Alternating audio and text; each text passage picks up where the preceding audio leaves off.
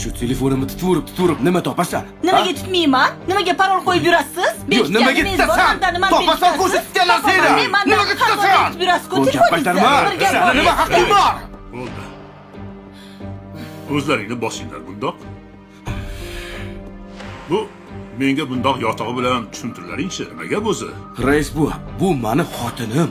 Onam emas. Hop. Nimaga men bunga hisobot berishim kerak? Qayerda yuribsiz? Kim bilan yuribsiz? Nechida kelasiz? Kelasiz-ku, bizga umuman vaqt ajratmaysiz-ku. Bolalar bilan umuman ishingiz yo'q. Men oilamda yuribman.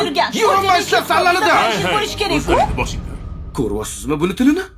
Tinchlaringlar. Bu farzand haqida hech birlaring gapirmadinglar. Ularning ahvoli ne kechadi? Rais buva.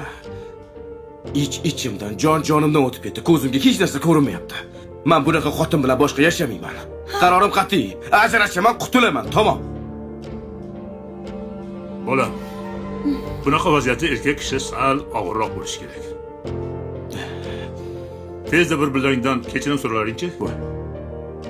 Men qaysi ko'rsatgan karomatiga men uzr so'rashim kerak bundan? Ha, uzr so'raysiz, so'kkaningizdan keyin. Gap qaytarib turibsan deb so'kaman de. Nimaga gap qaytarasan? Men sizdan uzr so'rayman. To'xta.